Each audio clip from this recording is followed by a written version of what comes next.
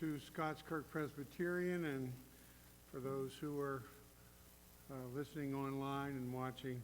I'm Herbie Loud, one of the elders here, and I welcome you all in the name of our pastor, Jim Mitchell, in our session. And we'd like for you to take a few moments just to prepare your hearts for worship.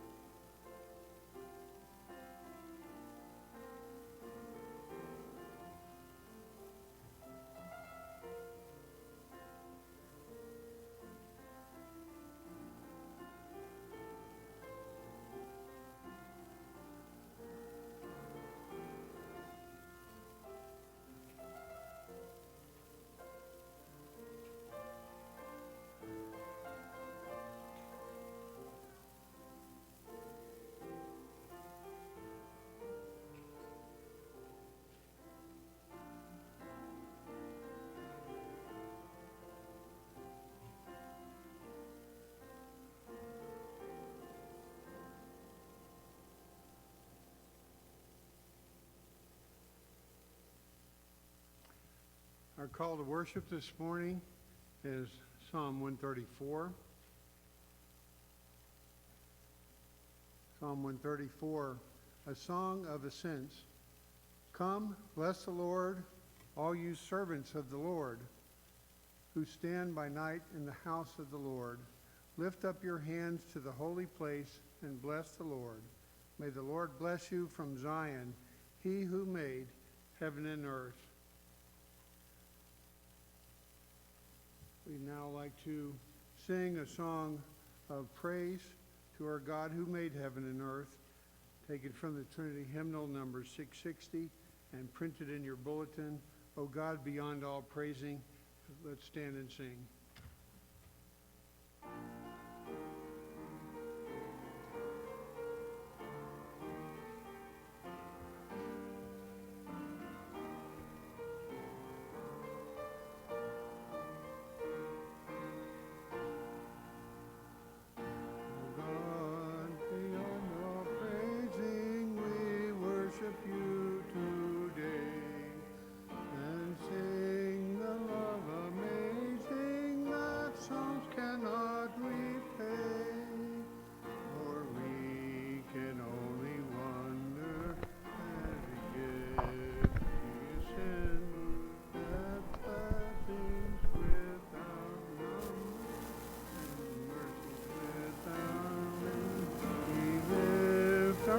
Before you and wait upon your word.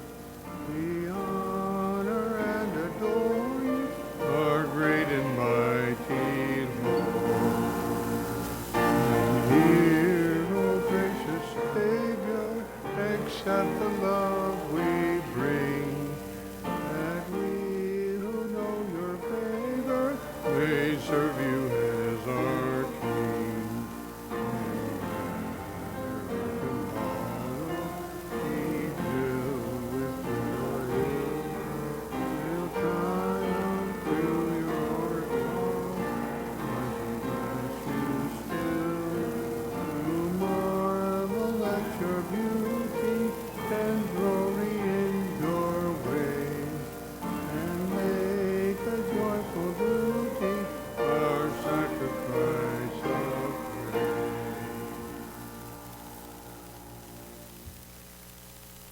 Remain standing.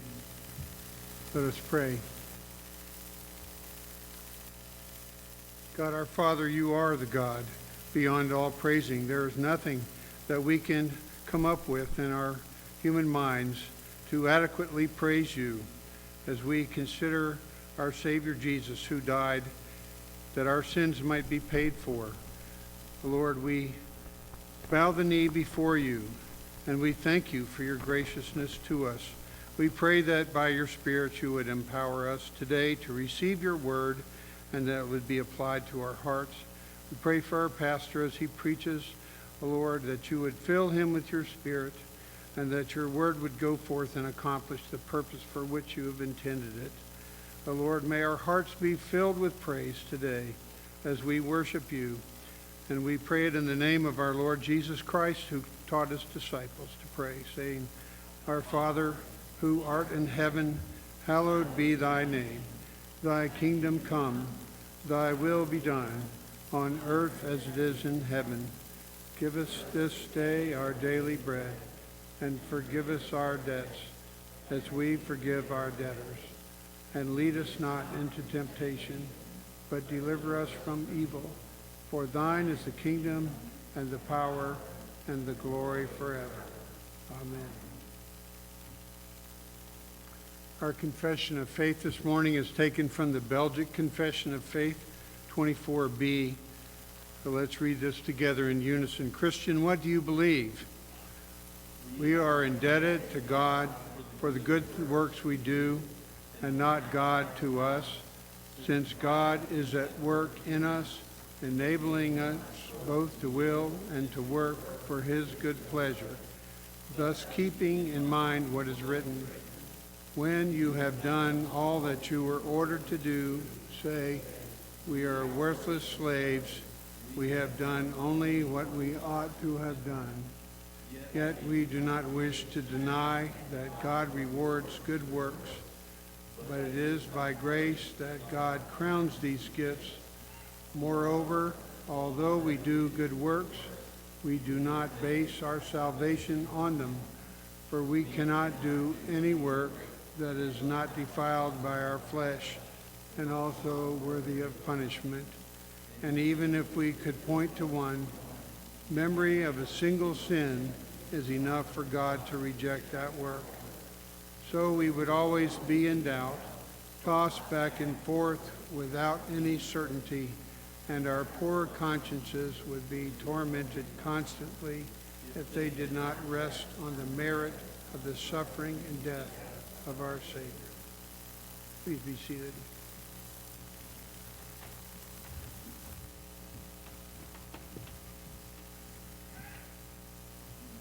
Good morning. So, today, I want to talk about a glove. I said a glove, it's interesting. They have different ones. This is a latex glove, but they have work gloves and play gloves and other things. But the glove doesn't do anything by itself. If I just lay it down, it doesn't do anything. You know, this glove is like us. We can't do any good in and of ourselves unless we have Christ in us. And so when you put a hand in, and now this is a small glove, so I'll probably rip it if I do it, but you put your hand in there, you can do a lot with that glove. And that's because we can do everything through Christ. And we're going to talk about Christ in us, and that is the best example I can think of how we can do everything through Christ. Let's pray. Dear Heavenly Father, we thank you that you have sent your Son, that he died and rose again and paid a price we couldn't pay, and lives in us and works through us. We pray that you would make us your hands and feet in this world. In Jesus' name we pray. Amen.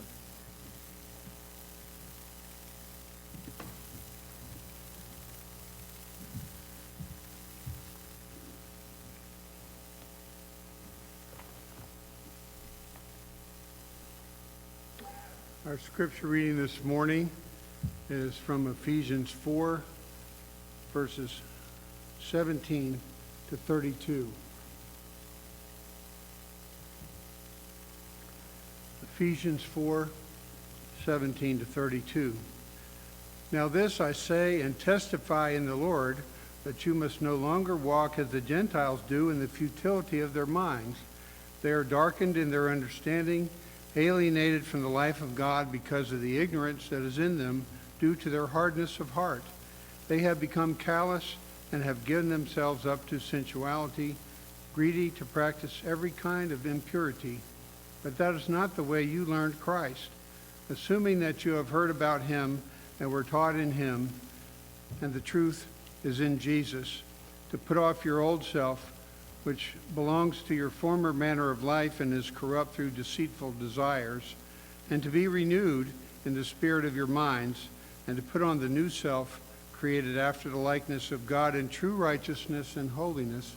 Therefore, having put away falsehood, let each one of you speak the truth with his neighbor, for we are members one of another. Be angry and do not sin. Do not let the sun go down on your anger, and give no opportunity to the devil. Let the thief no longer steal, but rather let him labor, doing honest work with his own hands, so that he may have something to share with anyone in need. Let no corrupting talk come out of your mouths, but only such as good for building up, as fits the occasion, that it may give grace to those who hear. And do not grieve the Holy Spirit of God, by whom you were sealed for the day of redemption.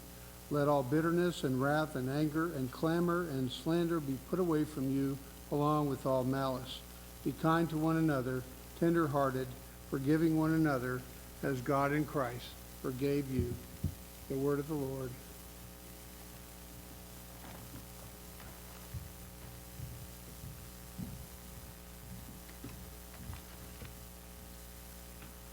Let us pray together. O Father, Son, and Holy Spirit, we come before you with gratitude in our hearts today for your kindness and your compassion, that in the fullness of time you sent the Lord Jesus Christ to become man, to live a righteous life, to suffer and to die, to suffer the wrath for sin that we deserved, and to give that life, everlasting life, as a gracious gift to his people, to, by your Spirit, awaken us and bring us to faith and to sanctify us. And one day, Lord, we know that you will complete that work that you've begun, and we will be glorified in your presence. We will see you as you are, and no longer through a glass darkly. We know that this work is all to your praise of your glorious grace. And we thank you because you are a mighty God. You have the power and authority, and you have loved us with an everlasting love that has accomplished all your purposes. And we are grateful to be jars of clay and yet used for this most holy purpose. We thank you for the Lord Jesus Christ as the great King and head of the church, that he reigns over us now.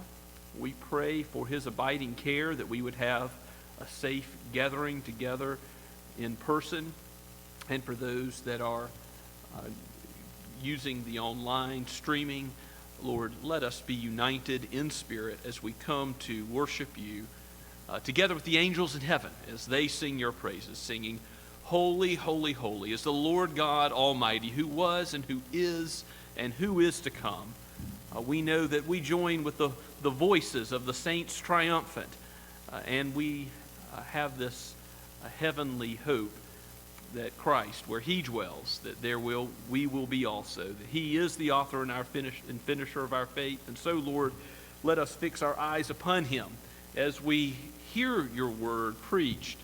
Let us be drawn closer to Christ and made more like him. Father, help us to withstand the darts of the evil one, his temptation, the ways of the world, our own sinful nature. Lord, forgive us for our many sins and how we have fallen short of your glory in thought, in word, and in deed, for things left undone that we ought to have done, and for breaking your holy law, for living in a way that is not consistent with your glory, with your character. But also sanctify us by your word, even as you forgive. Lord, make us more like the Holy One of Israel, the Lord Jesus himself. Use your Spirit through the worship service today, that you would be glorified in us, and having your word dwell richly in us, more richly than before. Let us go out into the world and be a blessing to our neighbors. Let us, even during this time, be hospitable, kind, compassionate to others, forgiving others as a testimony to what you have done for us. And out of the overflow of thanksgiving for all that you are, let us show that in our lives by our words and by our deeds. Father, give us opportunities to bear witness to the truth, to tell of the gospel, to be evangelists for what you have done and who you are. Father, I pray that you would be with those who are involved in mercy ministries in our community. We think of Hope's House and the Home of Hope. Lord, we think of those mercy ministries that go on the other side of the world at the hospital in Sahiwal, Pakistan, and pray for the nurses and doctors there and the care they give to many who are trapped in the darkness of Islam. Open their eyes to the truth and use compassionate deeds done in the name of Jesus to be the means by which you would have their hearts be receptive to your word as it is spoken. Father, we pray also for the ministry of the word at other church plants in our presbytery. We think particularly of Shem Creek nearby, and also across America in Los Angeles for the work of Reverend Leon Brown and the church plant which is beginning to be planted there. We pray, Lord, for fruit, for success, for there to be members brought into a core group that would be able to begin worship soon. Lord, let their focus be upon you and your glory there in LA where there is such darkness. Father, we know that this world is full of evil schemes and those who plot against your Son, your anointed one. And we ask that you would thwart the plans of evil men in places of power, that you would regard your people and do not forget us when there is difficulty. Lord, let there not be persecution in this land, but if it is your will, keep us strong, just as you have the saints in many places, in many ages before, and even now in many places in the world. We pray for the church in Iran, in China. Lord, we think of all that your people endure to worship you, how they meet in secret, often at the expense of their lives if they are found out. And so we do not take this opportunity for granted, that we can come into your house and bow before you. We give you thanks for this, your day that you have made. We rejoice and are glad in it. Now, as Lord of all the earth, watch over your people and every spiritual and every material need. We continue to lift up our brother Rich Troutman and thank you for his progress. Help him to return from the hospital soon and quell this fever, that you would give him healing.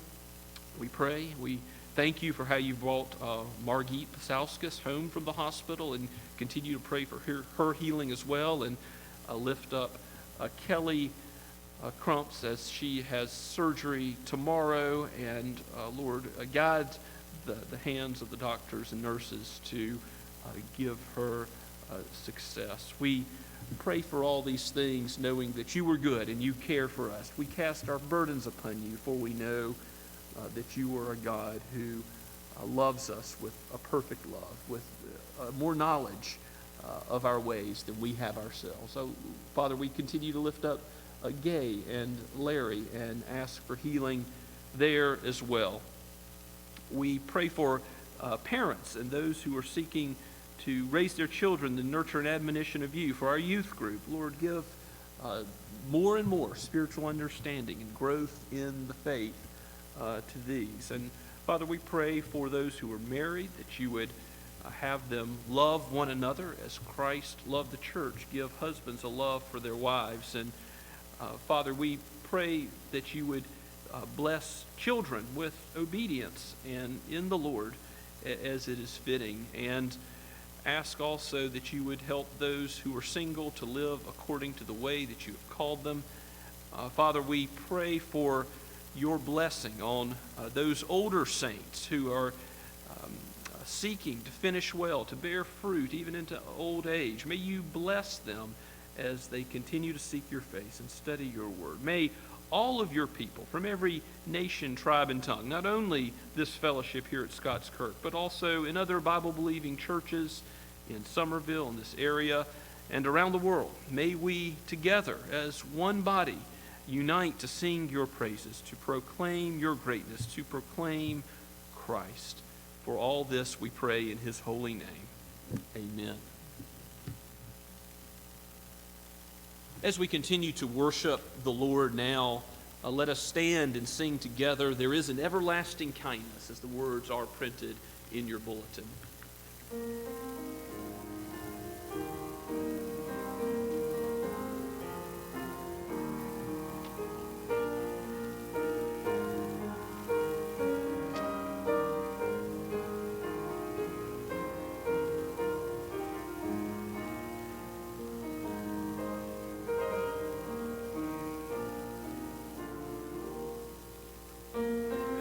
Everlasting kindness lavished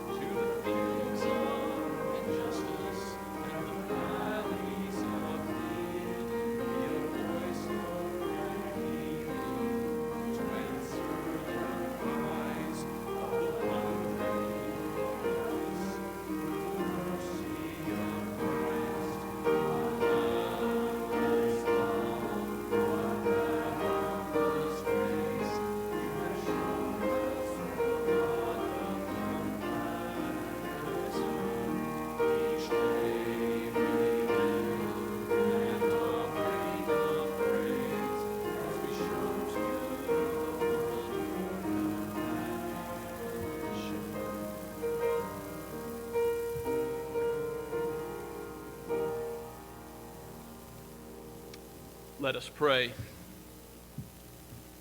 O gracious Lord, you have given us all things in Christ. And we know that because this world is yours, the meek, the humble, who turn to him for life will have it abundantly, now and forever. Lord, help us to walk as his disciples, his servants, his slaves, as those who are not seeking first anything in this world where moth and rust destroy, where thieves break in and steal, but seeking treasure in heaven, in the Lord Jesus, in his beauty.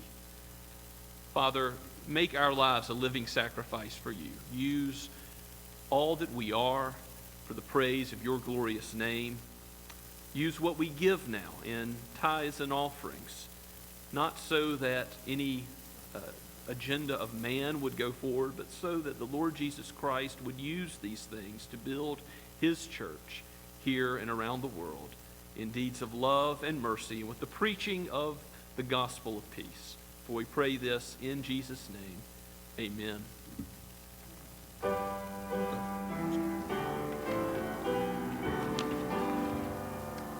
Praise Father, Son, all blessings flow. Praise him, all creatures here below. Praise him, almighty heavenly host. Praise Father, Son, and Holy Ghost. Amen.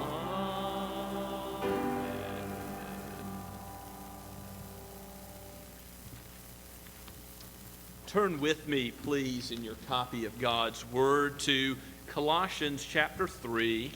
We continue in our exposition of this epistle of the Apostle Paul to the church in Colossae at verse 12. This week, looking at verses 12 through 17. Last week, the focus was taking off the old, worn, tattered clothes that are of no value, the flesh, evil deeds, sin. And this week we look at the positive, the putting on of Christ, Christ's likeness, and as we'll see, Christ is all for our justification, for our sanctification. To be made right with God, it's all of Christ. And then to live the Christian life, it is no different. It is all of Christ. Unlike these false teachers who were telling the Colossians they needed something else. The Apostle Paul is putting salvation squarely on Christ from beginning to end. Let us hear God's word, penned by the Apostle, breathed out by the Holy Spirit as he carried Paul along to write these words for our benefit today. This is God's word. Put on then, as God's chosen ones, holy and beloved, compassion, kindness, humility, meekness, and patience, bearing with one another. And if one has a complaint against another, forgiving each other. As the Lord has forgiven you, so you must also forgive. And above all, put on love, which binds everything together in perfect harmony. And let the peace of Christ rule in your hearts, to which indeed you are called in one body. And be thankful. Let the word of Christ dwell in you richly, teaching and admonishing one another in all wisdom, singing psalms and hymns and spiritual songs with thankfulness in your hearts to God. And whatever you do, in word or deed, do everything in the name of the Lord Jesus, giving thanks to God the Father through him. Let us pray. O Lord Jesus, open our eyes to understand this text aright, that we might live in accordance with the greatness of your name and do all things, whether we eat or drink or worship or play or work or raise our children or interact with our neighbors, that we would do all things for your glory, to your praise. Free us from distraction now. and let our minds be transformed by your word to do it. For we pray all this in Christ's name. Amen.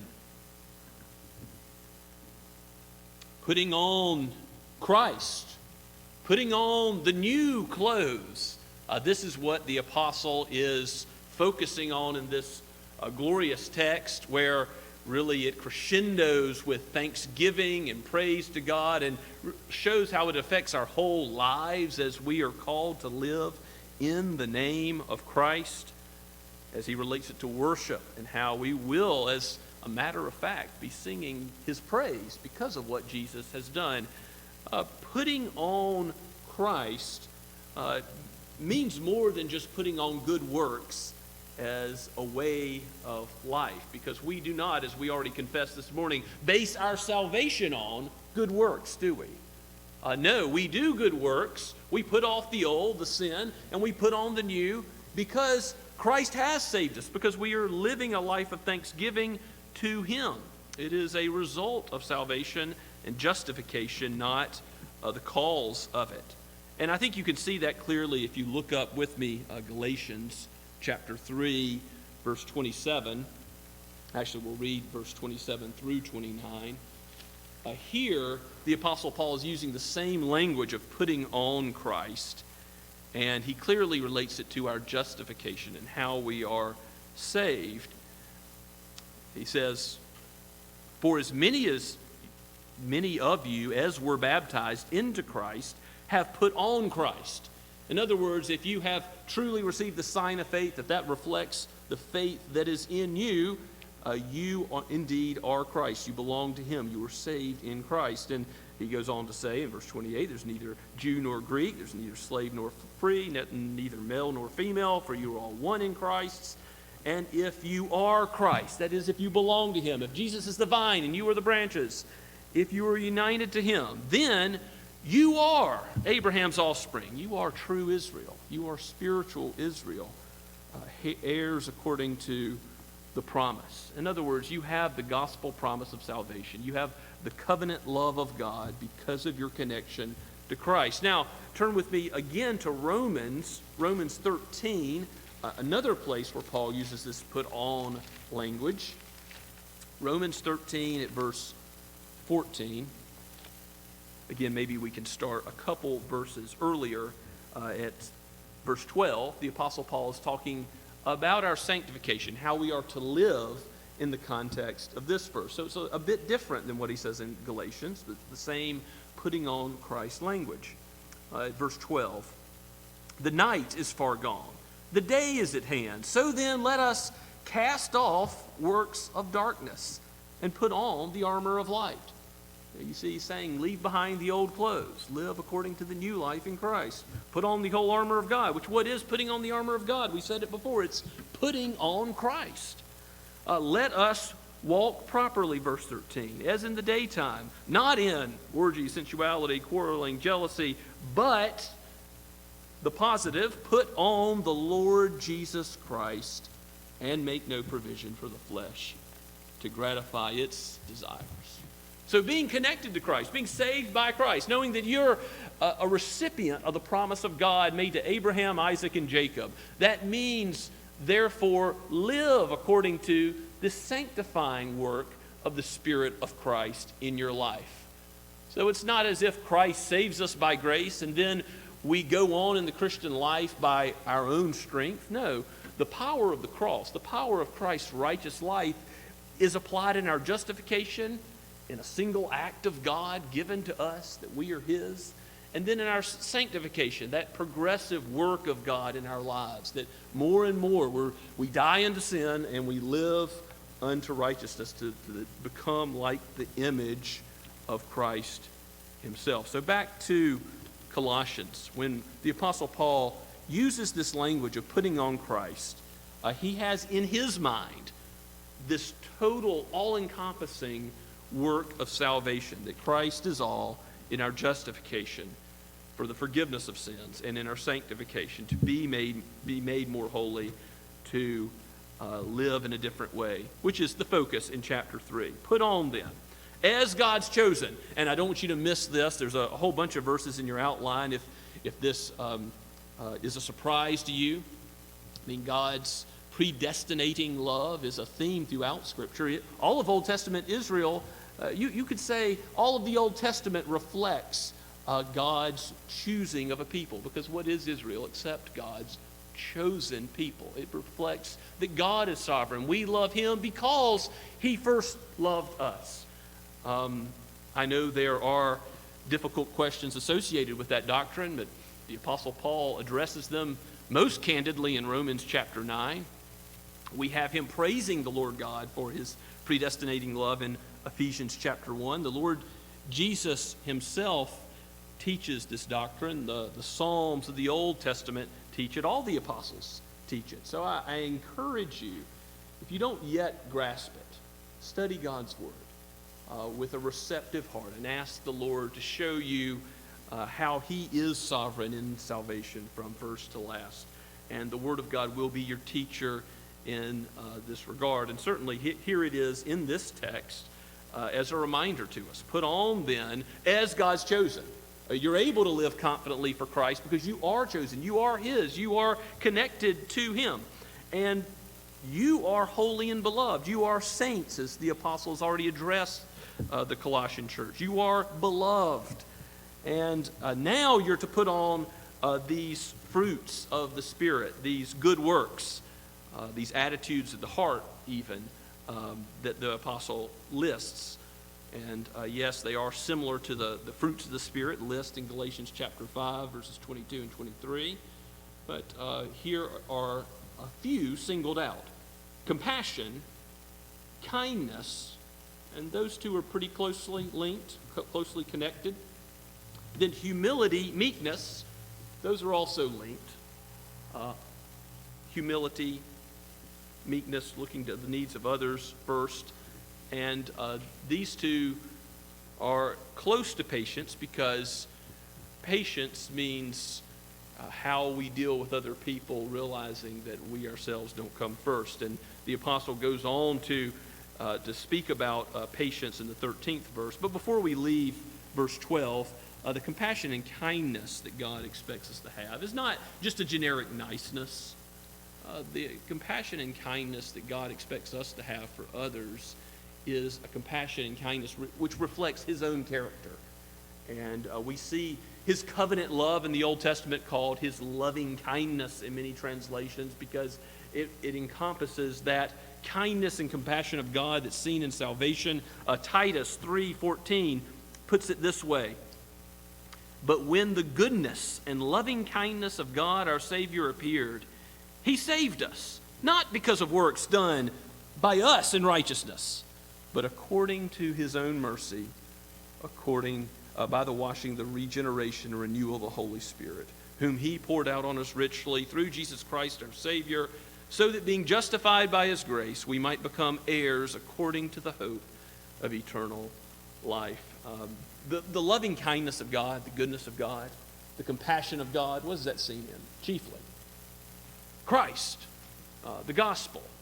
And because God is patient with us, the Apostle Paul says that in his own testimony in 1 Timothy 1, verse 16, God's patience with him, a murderer, a persecutor of the church, shows how very patient God was with a sinner of the worst sort. It highlights His grace. It highlights His patience towards our sin.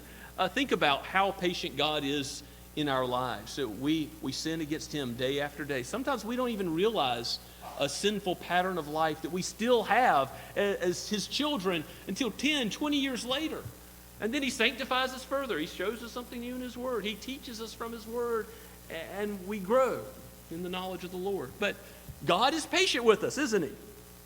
He's very patient in bringing us along to be more like Christ. So, how should we treat one another? With humility, with meekness, counting others as better than ourselves, Philippians 2. Therefore, bearing with one another in patience. And see, this is a verse that shows us that if we have to bear with one another, unity isn't all about being united in our doctrinal agreement. Part of Christian unity is harmony in overlooking offenses and forgiving offenses. And that's what the apostle goes to next. We look at verse 13. He says, bear with one another and do this. As you bear with one another, forgive each other. Forgiving each other as the Lord has forgiven you, so you must also forgive. Jesus says, how many times should we forgive our brother? Again and again and again, 70 times 7. In the parable of the unforgiving servant, he reminds us that since we have been forgiven much, it would be completely unthinkable that we should be forgiven by God an eternal debt, an infinite debt, and then we would go out and seek justice with no grace, no forgiveness, our fellow man in our relationship. So God has called us to live differently than the world, to even forgive our enemies, as Christ prayed for his enemies on the cross. He said, Father, forgive them, for they know not what they do. And that prayer of Christ was answered. When many priests, we're told, became obedient to the faith, later on, many who killed Jesus were converted and believed and trusted in him to salvation. So, bear with one another, forgive one another. And that reminds us that the Lord is the ultimate example of forgiveness. And verse 14 relates this to love. Again, how did God love us? In his predestinating love to the praise of his glorious grace, he loved us with an ultimate love. But the Apostle Paul talks about love as the ultimate glue of human relationships, that in 1 Corinthians 13, it's not ultimately whether we would give our bodies to be burned as martyrs or speak great truths. Will merely be a clanging cymbal if we do not have love. And the great commandment to love God is followed by the second greatest commandment, Jesus says, to love our neighbor as ourselves. And so we all are called to love as God has loved us. 1 John talks a lot about love and connecting God's love to our love. If we don't love our neighbor who we do see, how can we claim to love God who is unseen? This aspect of Christian love is very significant. It cannot be neglected. I know another town, I won't say the denomination of the church or their name or anything, but they had a church split. And one church, I believe the original, was called Unity. And the other church that came off of it was called Harmony. It is a little funny, but it's also a little sad. Because, now, I mean, there's some reasons for doctrinal, gospel purity to have a church split. But too often, God's church is divided and not followed through with this loving of one another. And Jesus said in his high priestly prayer that it's by our love for one another that the world will know that he has been sent to save sinners. So we cannot neglect this call to love, and it's connected with forgiveness, it's connected with meekness, it's connected with kindness and compassion, because the type of kindness and compassion we are to do to others is conditioned by this forgiveness, this kind of Christian love which speaks the truth with a humility and a meekness and a respect towards others. So perfect harmony. If you want a church that's harmonious, that's unified, that does bear with one another, that does forgive one another, it takes love. Let that bind everything in perfect harmony. And that means that Christ is reigning over us, doesn't it? If his love is ruling our relationships horizontally, that means that his love is coming down from heaven, as it were, to dwell in our hearts. And so that's how the apostle gets to verse 15. He says, let the peace of Christ, that peace we have with God in the gospel, let the peace of Christ rule in your hearts, to which indeed you are called in one body. So that one body phrase indicates, again, he's thinking about unity. And remember, conflicts between different ethnic groups, different classes, Jews, Gentiles, already discussed in this epistle, and others are in the apostles' mind, to which you've been called for Christ to rule, and not for other agendas to rule, not for things of secondary importance to rule in the church. Let Christ and his word be dwelling in you richly, and that will cause what the apostle squeezes in at the end of verse 13, thankfulness, and be thankful. You will live a life of thanksgiving if you put on Christ. What does it mean to put on Christ? It could be summarized like this: a thankful heart. Were the false teachers thankful? They were self-serving. They weren't thankful to the true God who gives grace.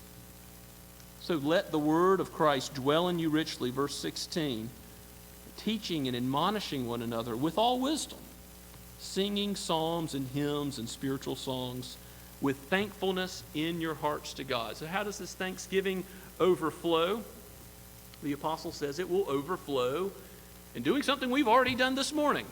Perhaps if you're tuning in virtually, you've done it at home, we've done it here in the sanctuary. We have lifted our voices to sing praise to God.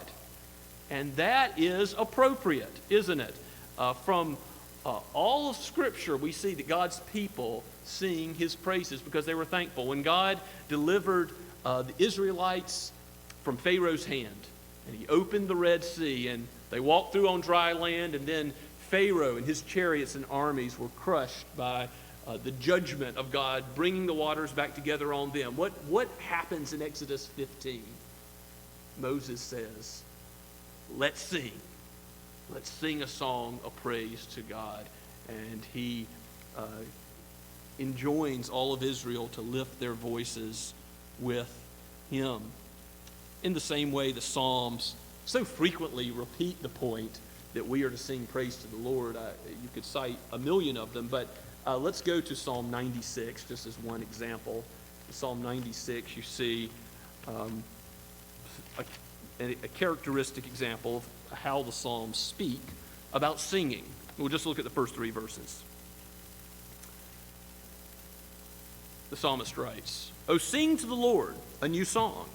Sing to the Lord all the earth. Sing to the Lord, bless his name. Tell of his salvation day to day. Declare his glory among the nations, his marvelous works among the peoples." And you see the sort of thing we are to sing.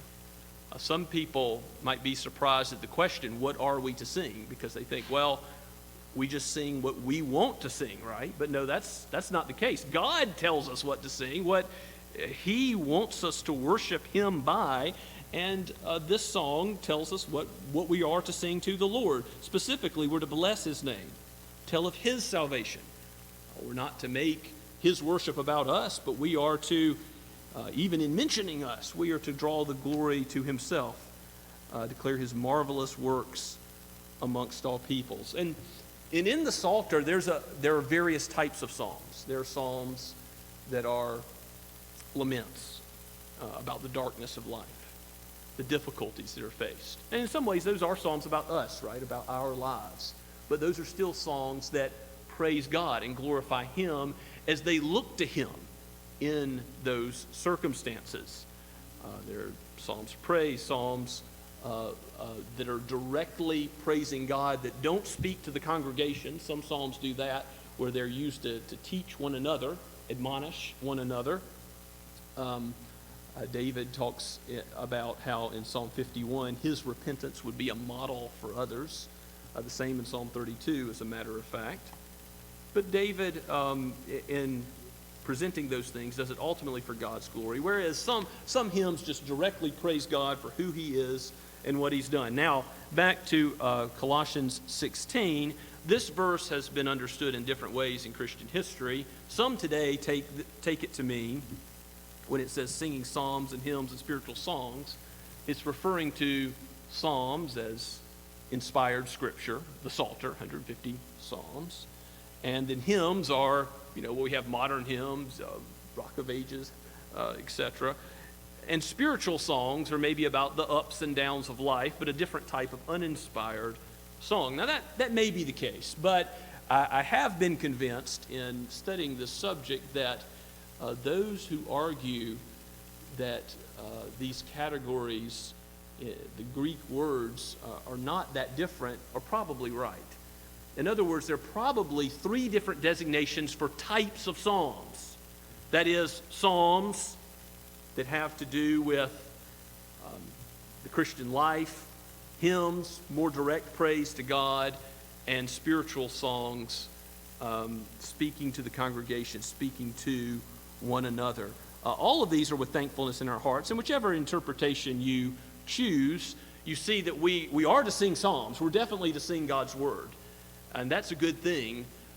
Certainly we are also to sing a new psalm. We see that in heaven, Revelation chapter 5, the angels join the chorus of singing a new song to the Lord. Even the Psalms, the inspired Psalter, says to sing a new song to God. So it's not as if we only sing the Psalms, but it is good to sing God's very word. Now I know sometimes the tune is hard, or sometimes we are unfamiliar with certain psalms, and it's wonderful to praise the name of Christ explicitly, but implicitly Christ is there in all the psalms.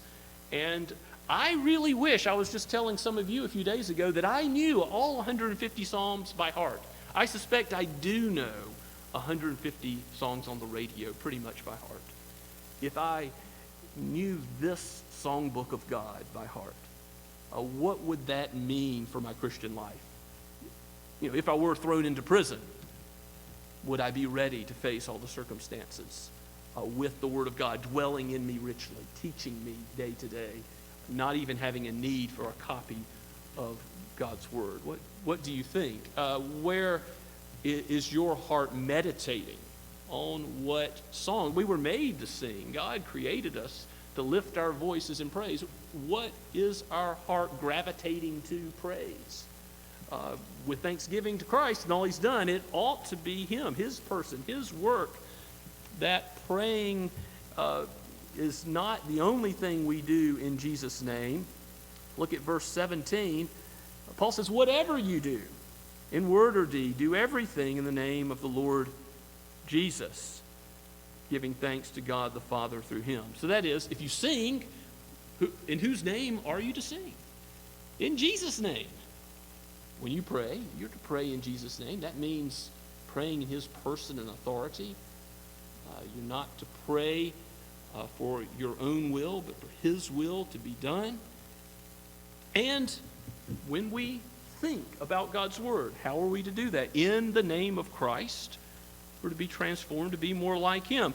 When we speak, when we use our lips, not just to sing, but to talk to one another, to forgive one another, to,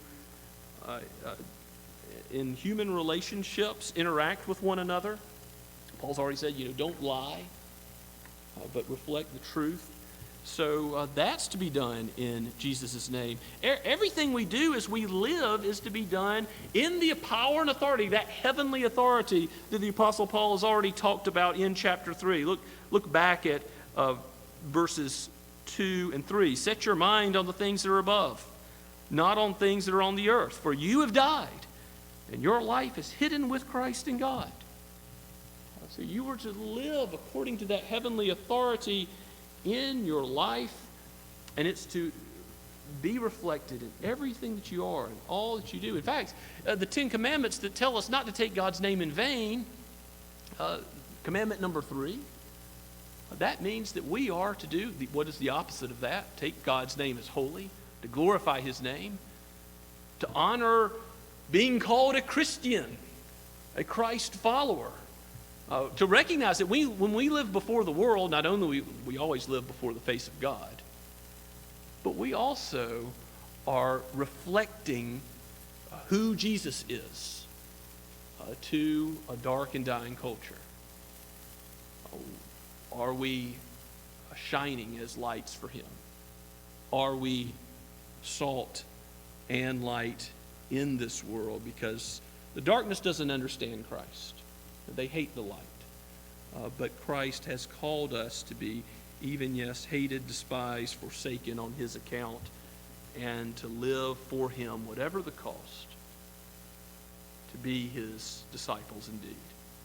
Our supreme purpose is to glorify God, to enjoy him forever. That means put on Christ, put on his person and his work. Put on righteousness by knowing the Lord who you're connected to and living in the freedom from sin that he gives you. Sin is the double cure, as that great hymn, Rock of Ages, puts it. It is the cure from our need for redemption from sin, but also the cure from being enslaved to sin, to live a life which is pleasing to God. Christ is the double cure. So as we apply this text, I want to remind us again that for unity in the church, a charitable disposition, that is a loving disposition, is necessary. That God would help us to overlook an offense. And when offenses are such that they need to be addressed, that we would forgive. And that also means we ask for forgiveness when it's necessary. That we understand what Matthew 18 and Jesus himself teaches about going to our brother and seeking forgiveness when we ought to. To go to Psalm 103, let's think one last time of God's forgiveness of us, and I think this psalm puts it so beautifully. A psalm we can sing, certainly a psalm we can pray. God has given us this psalm to meditate on. Psalm 103 says, I'll start at verse 10, go through verse 14. He does not deal with us according to our sins, nor repay us according to our iniquities. For as high as the heavens are above the earth, so great is his steadfast love towards those who fear him. As far as the east is from the west, so far does he remove our transgressions from us. As a father shows compassion to his children, so the Lord shows compassion to those who fear him. For he knows our frame. He remembers that we are dust. Well, if God shows compassion to us, if he doesn't deal with us according to our what our sins deserve, will we also refuse to deal with our brothers, our sisters in the Lord any differently? We must also overlook sin, forgive sin, and not deal with people according to all that they deserve, but to forgive as Christ forgave us. And another application I think that is, I hope is encouraging to you. Sing for God's glory, yes, on the Lord's day, but in your home, as you go through the week, look to hide God's word in your heart. Let his word dwell in you richly in inspired scripture and those new songs that have been written to glorify him. Let his word reflect Christ's reign in your heart. And music is a way God has intended us to internalize the joy of the gospel, the thanksgiving that our lives ought to reflect as his children, to sing his praises. And finally, live that life of thanksgiving. Do everything in the name of the Lord Jesus, thought, word, deed. Remember that you bear the name of your Savior. Be light in the darkness. Let's pray together. Father, we praise you that you have sent your Son, he who is the light of the world, so that we might be called out of evil, called out of Satan's kingdom, and welcomed into the kingdom of the beloved Son. Oh Lord, if there are any who have not yet turned from sin to Christ, would you open their hearts today? Do that work of regeneration and give faith as a gift to them. We pray this for the glory of your name. And help us who know the Lord Jesus to grow in him, to be putting off sin, to be putting on Christ and righteousness according to his character, all by his power, so that we might be witnesses in the world, so that we might go into the world confident of our belonging to the Lord Jesus And then, Lord, even if it is difficult living for him,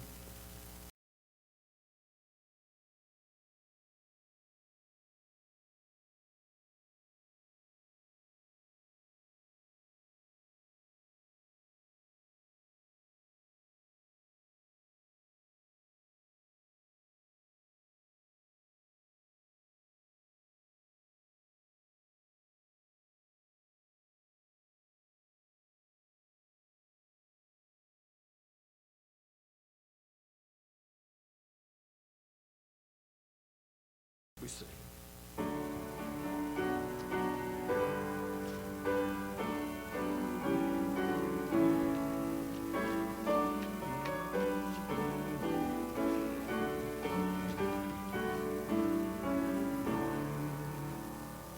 Soldiers of Christ, arise and put your armor on, strong in the strength which God supplies, burdens eternal sun.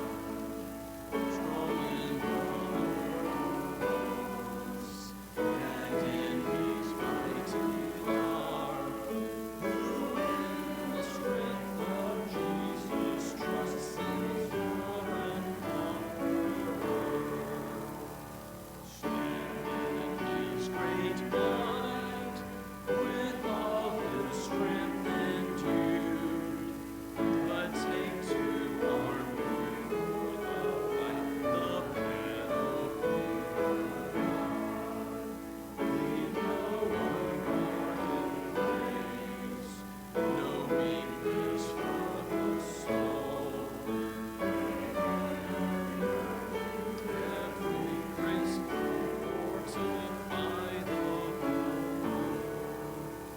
To keep our right, attend with constant care, still walking in your captain's sight and marching after prayer. From strength to strength go on, wrestle and fight and pray. Tread all the powers of darkness down and win the well-won day.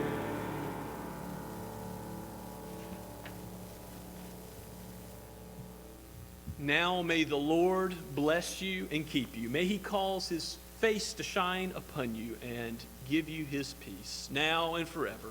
Amen and amen.